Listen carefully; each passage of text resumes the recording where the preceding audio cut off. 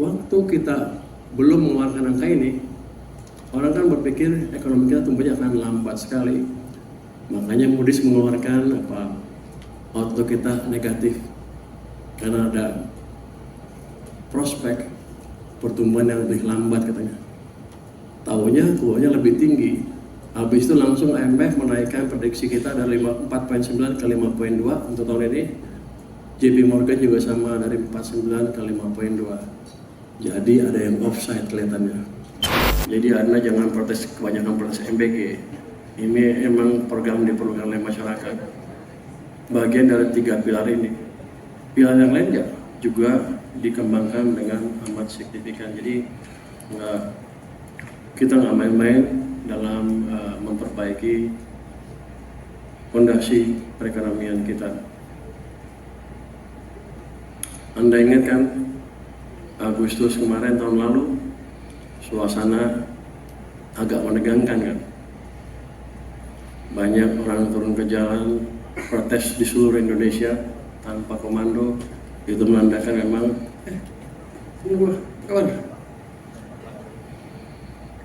bukan ya? Oh jadi gemuk? Bukan dia. Jadi menandakan memang pertumbuhan ekonomi, walaupun kita punya program MBG dan lain-lain, ketika pertumbuhan ekonomi terganggu, nggak bisa juga. Nanti juga sama, ketika pertumbuhan ekonomi kita tinggi, kalau nggak ada penguatan sama juga akan menimbulkan instability sosial yang akan dengan cepat bergerak ke politik. Apa yang kita lakukan sejak September kemarin, kita coba hidupkan lagi mesin-mesin pertumbuhan ekonomi. Kita coba fiskal, moneter, dan real sektor. Fiskal kita gebrak-gebrak tuh kementerian, lembaga yang lain, yang sebagian marah ke saya, juga pemuda-pemuda supaya belanja tepat waktu. Mereka jalan, walaupun mereka marah, tapi mereka jalankan tugas mereka dengan baik. Jadi semua dari sisi fiskal, pemuda maupun pemuda pusat masuk ke sistem perekonomian. Terus saya geser uang 200 triliun ke perbankan kan. Orang bilang ada banyak yang skeptis. Apa manfaatnya? Yaitu menambah likuiditas di sistem perekonomian sehingga kredit bisa tumbuh lebih cepat. Itu juga membalik arah ekonomi dengan signifikan, menambah kontribusi mesin pertumbuhan dari private sector. Jadi fiskal kita dorong, moneter kita dorong, private kita dorong juga. Itu yang membalikkan arah ekonomi kita di akhir triwulan tahun lalu. Nah, Anda sekarang udah senang-senang kan? Mana ada yang demo, nggak ada lagi kan? Waktu saya bilang, waktu saya dilantik, nanti kalau ekonomi bagus juga yang demo juga nggak turun ke jalan. Saya dimaki-maki orang kan, ini orang nggak ngerti perasaan masyarakat. Tapi yang saya nilai adalah pada waktu itu sebagian besar kritikus itu tidak mengerti apa dampak ekonomi ke stabilitas sosial politik.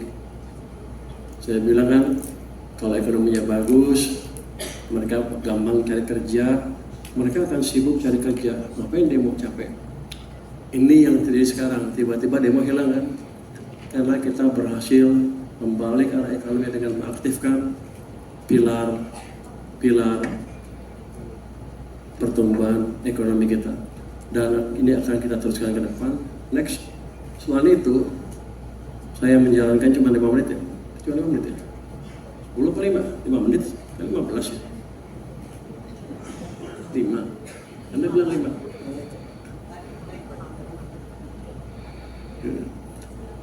Kita aktifkan bisnis, improve, kita perbaiki bisnis climate. Gimana caranya? Orang bilang kan lu mesti pelajari tuh peraturan-peraturan yang mengganggu, dicoret-coret peraturannya. Kalau saya bilang, kalau di peraturan, kalau saya tanya anak buah saya di keuangan, semuanya bagus Pak, nggak ada masalah. Kementerian lain juga semuanya sudah dikasih. Ada nggak insentif untuk impor barang-barang bahan baku? Sudah Pak, semuanya sudah ada. Tapi yang kenyataannya pengusaha masih mengeluh. Artinya di lapangan beda dengan yang di atas kertas. Jadi untuk memastikan kita memperbaiki iklim investasi, kita buat bentuk tim, pemerintah bentuk tim di bottlenecking yang disebut ya, kita bilang tadi bottlenecking, task force di bottlenecking, di mana semua pelaku bisnis bisa mengirim komplain ke sana online. Nanti setiap minggu kita adakan sidang. Dan udah kita beberapa kali sidang, sepertinya lumayan.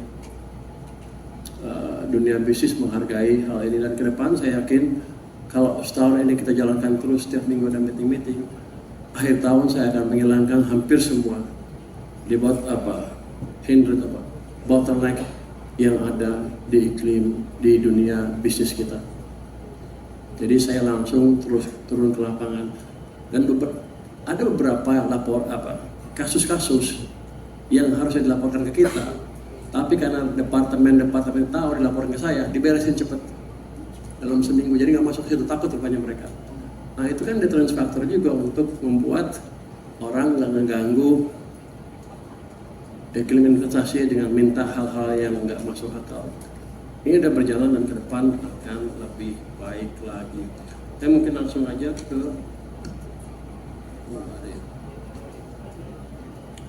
halaman 7 coba. Halaman 7. Anda kan pasti bingung, bertanya-tanya, gimana prospek ekonomi kita? Apapun yang ngomong aja.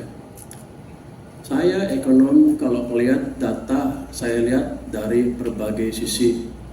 Dari data yang dikeluarkan BPS, data yang dikeluarkan oleh asosiasi perusahaan, ada juga data yang saya lihat langsung dari pandangan masyarakat kita, dari survei terhadap kondisi kita dari waktu ke waktu.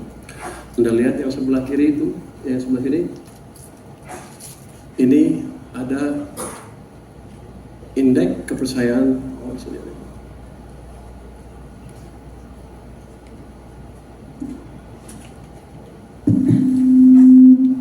Ini indeks kepercayaan konsumen.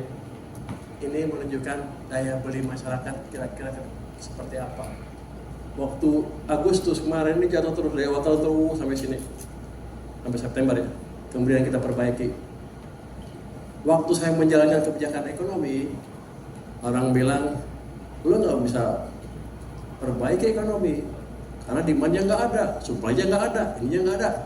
Pokoknya mereka bilang nggak bisa semua. Saya gerakan demand, supply, optimisme semua ke masyarakat. Demand-nya apa? Tadi belanja pemerintah jalankan, subsidi atau stimulus kita kasih. Sisi supply kita perbaiki, kondisi likuiditas perbankan sehingga bank bisa ngasih pinjaman ke industri ke pelaku bisnis. Ekspektasi saya ngomongnya gede, kita akan maju, nggak usah takut. Seperti orang sombong, tapi itu adalah cara saya memanage ekspektasi. Itu kemudian di belakangnya saya kasih alat-alat yang bisa betul-betul memperbaiki ekonomi. Hasilnya lumayan. Ini sekarang nih naik terus. Di Januari indeks konsumen dari BI itu 127, level tertinggi. Jadi daya beli masyarakat sudah membaik, mungkin sudah kata beberapa orang Apindo tertinggi selama ini.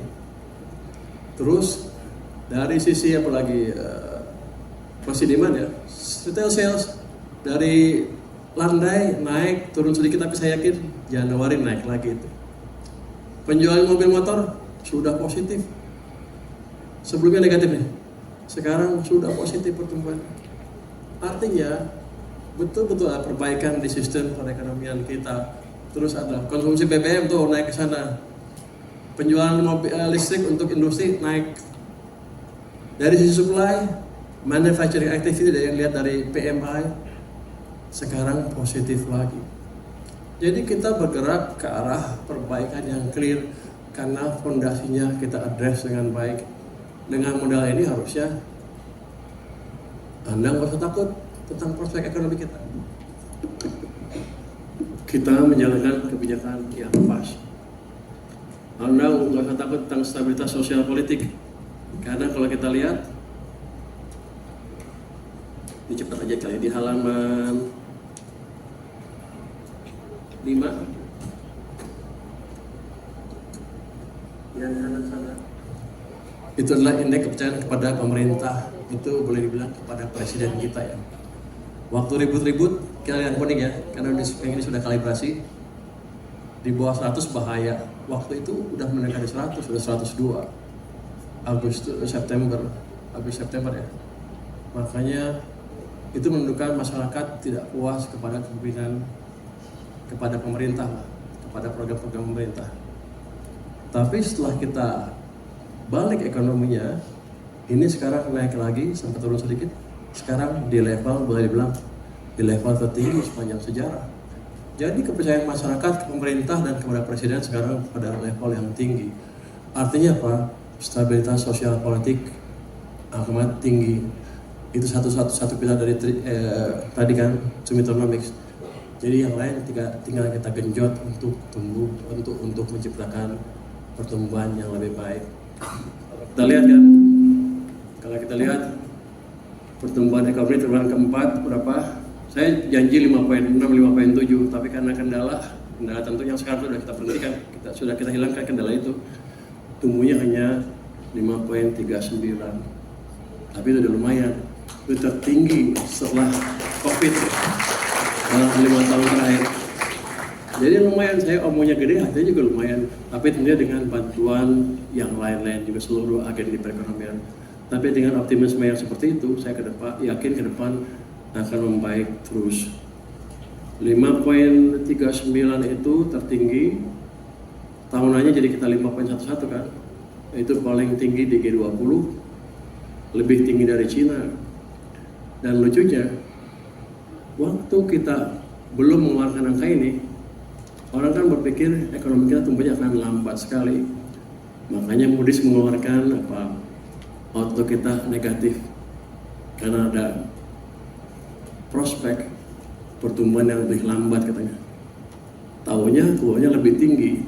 Habis itu langsung IMF menaikkan prediksi kita dari 4,9 ke 5,2 untuk tahun ini. JP Morgan juga sama dari 4,9 ke 5,2. Jadi ada yang offside kelihatannya. Biar aja, kita akan buat dia offside betulan. Triwulan pertama ini kita akan injek semua stimulus yang ada di pemerintah maupun bank sentral maupun yang lain-lain untuk belanja habis-habisan dan memperbaiki ekonomi investasi supaya dunia usaha juga bisa ekspansi. Jadi harusnya kita akan lumayan oke tahun ini. Di PDB sih, di APBN 5,4% pertumbuhannya, tapi saya akan coba dorong ke arah 6% semaksimal mungkin. Jadi ekspansi ekonomi akan berlangsung terus sampai nanti 2030-2031. Anda nggak usah takut kalau investor di pasar modal maupun dunia bisnis, cepat-cepat jalankan rencana investasi Anda. Terima kasih. Assalamualaikum. Terima kasih. Tepuk tangan buat Pak Purba.